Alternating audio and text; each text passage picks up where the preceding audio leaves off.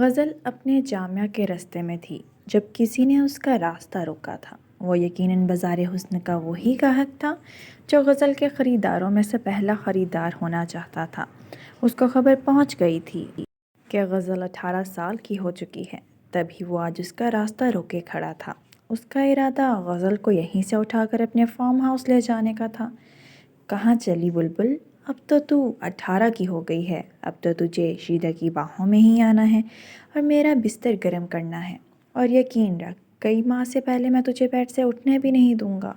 شیدہ اس کی کلائی پکڑتے ہوئے بے باک لہجے میں بولا، جبکہ اتنی واہیات بات سن کر غزل خوف سے کپ کپانے لگی تھی، جبکہ اس کی کلائی شیدہ کی آہنی گرفت میں تھی جو وہ چھوڑنے کا نام ہی نہیں لے رہا تھا۔ غزل کے آنسو برسنے لگے تھے۔ چھوڑو ہمیں خدارا، چھوڑو، ہم کوئی طوائف نہیں ہیں، غزل خود کو چھڑانے کی صحیح کرتے ہوئے گڑ گڑاتے ہوئے بولی۔ شیدہ جو اسے گاڑی میں کھینچ رہا تھا اس کی بات پر ہنسنے لگا۔ نا نا نا میری بلبل، اب تو تجھے چھوڑنے کا سوال ہی پیدا نہیں ہوتا۔ تیرے جوان ہونے تک کا ایک ایک دن شیدہ نے گن کر گزارا ہے۔ اب تو جب تک تیرے جسم کی رونائیوں کو محسوس نہیں کر لیتا تب تک تو تجھے شیدے کا باپ بھی نہیں چھوڑے گا۔ وہ ہونٹوں پر زبان پھیر کر خباثت زدہ لہجے میں بولا، اور غزل کو گاڑی میں گھسیٹتے شیدے سے غزل کی دوری برداشت نہ ہوئی تو اس نے غزل کو گاڑی کی سیٹ پر ہی لٹا لیا اور اس کے اوپر آتا ہوا اس پر جھکا۔ وہ جو آج تک اپنا آپ ان ہوس زدہ مردوں سے چھپاتی آئی تھی، آج ایک غیر محرم کے ہاتھوں بے آبرو ہونے چلی تھی۔ اے میرے رب، اگر میں نے زندگی میں کوئی ایک نیکی بھی کی ہے تو اس کے صدقے میری عزت بچا لے۔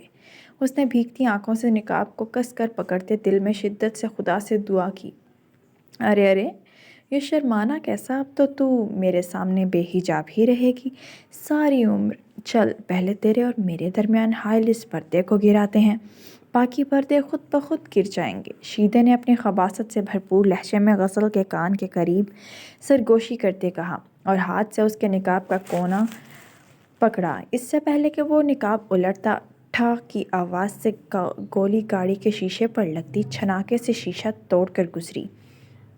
جس پر شیشہ کرچی کرتی ہو جا ان پر گرا تھا۔ ابے کون ہے؟